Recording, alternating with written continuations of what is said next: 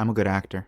I say my lines perfectly. I do exactly what the director wants of me. Every casting director is astounded by my work.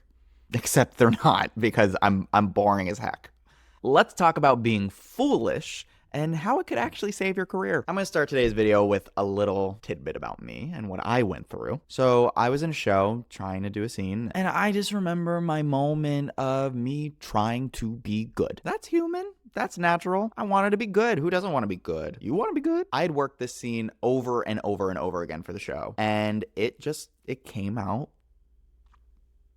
fine. It wasn't truthful, but it was fine. It passed. People watched it, they consumed it, and it was fine. But the kicker, my teacher came up to me and said that was a good performance. That was good. Every actor would do that performance. What else could you do?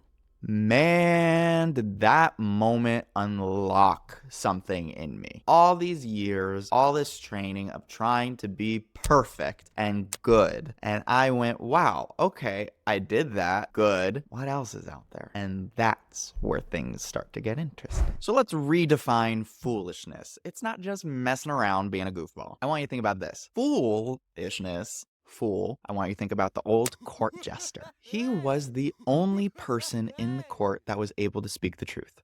Why? Because he wasn't trapped by what was proper. He was supposed to show you the other sides of life. He was the entertainer. And people found it so funny because it was truthful. When we act from that space of messy, of colorful, of unexpected, we stop trying to be the king who's just sitting there being proper, and we start being the fool who's very colorful and dynamic. We become the reality of the situation that only the fool can express. When I was doing The Merchant of Venice, which is Shakespeare show, I was playing Bassanio. Not the fool, I know, but hear me out. We all think when we're doing Shakespeare, it's all about the text, right? It's about the words, what we're saying. It's such beautiful speech. That wasn't work. Every time I did that, it was like, oh, I'm a Shakespeare performer, and here is the text that everyone would say, just like this. But then I had a little switch up, and I started to work instead of text-based with movement-based. I did weird, wacky things in rehearsal of like slithering around and all this funky stuff that you'd be like, that boy looks crazy. And I did. I look crazy, but it led to a good performance.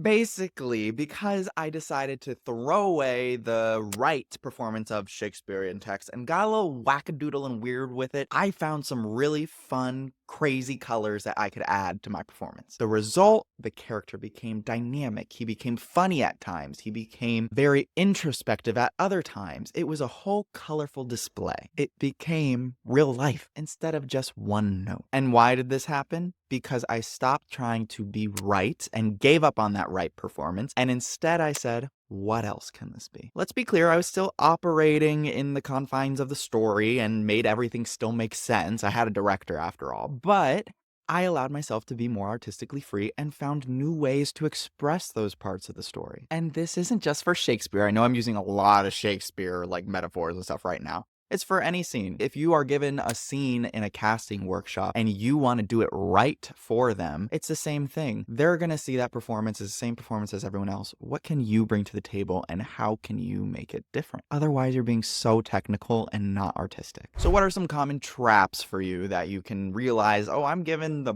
boring performance that's just like, fine, it's good, it passes. I would say the biggest thing to look out for is that you are just pre-planning the scene. Actors pre-plan in their head before they work up on their feet. This is how the scene is supposed to go because this is how I imagined it, or like this is how I saw other people do it. Just made it up. The second you do that though, you're no longer present. You're no longer able to make something new. You're just executing a blueprint of what came before. And here's the thing, at least for me, and I still have to catch myself doing that. I usually have that happen to me because I'm scared of forgetting my lines, if I'm being honest. Totally valid fear, but also something that you need to start working on to get uncomfortable with. I had to start getting uncomfortable with the fact that I might go up on a line. Oh well, I'll figure it out.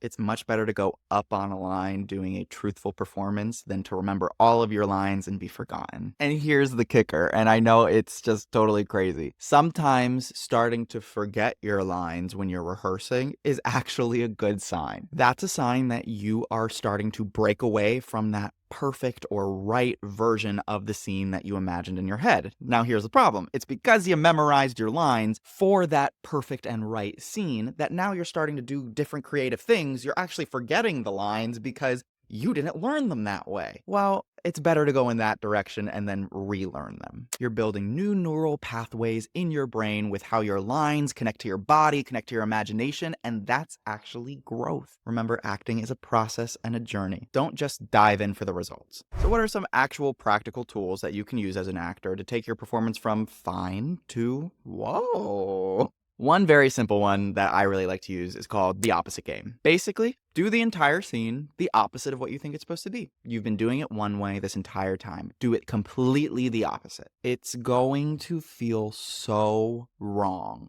because, like, it kind of is. But that's the point. It's just helping you break free from that shell of being right and be wrong. It's just a great way to start building some new different neural pathways, and then you'll discover other things as you keep trying to create. Another tool I like to use is the what if scenario. Super simple. What if blank?